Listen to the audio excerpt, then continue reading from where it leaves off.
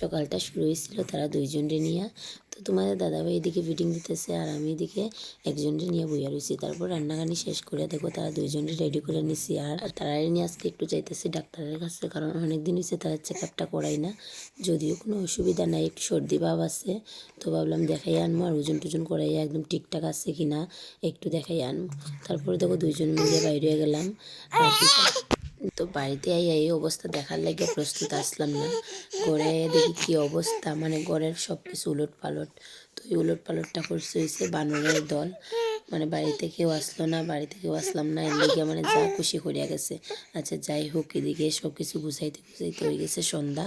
রান্না খাওয়া শেষ করলাম, শেষ করিয়া এদিকে তো কিছু কাপড় ভিজে গেছিলো, কাপড় ধুয়ে দিলাম, বাসন ধুইলাম। তারপর হাত মুখ ধুইয়া ঘরে গেলাম। ঘরে গিয়ে দেখি তোমাদের দাদাভাই তারা নিয়ে কি সুন্দর চাদর টাদর গায়ে দিয়ে খেলাধুলা করে। তো এই দৃশ্যটা দেখে একটু ভালোই লাগলো, কারণ তোমাদের দাদাভাই তো সবসময় ঘরে থাকে না, সন্ধ্যার দিকে মাঝে মধ্যে, মাসের মধ্যে 2-1 দিন। তারপরে তারা রেখে গেলো বাজারে, আর বাজার থেকে আওয়ার সময় নিয়ে এলো একটু চিকেন। তো আজকের যে ক্লিপগুলো, একটা ক্লিপও আমি নিচ্ছি না, সব নিচ্ছি আমার সোনামা। যাই হোক, চিকেন আনার পরে আমি রান্না বান্না করলাম। তো আজকে কি দেখি রান্না করলাম তোমার সাথে একটু শেয়ার করলাম। তো আজকের ভিডিওর আওয়াজটা এরকম হওয়ার একমাত্র কারণ হয়েছে অনেক পরিমাণে ঠান্ডা লেগে গেছে। ভিডিওটা কেমন লাগছে একটু কমেন্ট করে জানাইও। টাটা।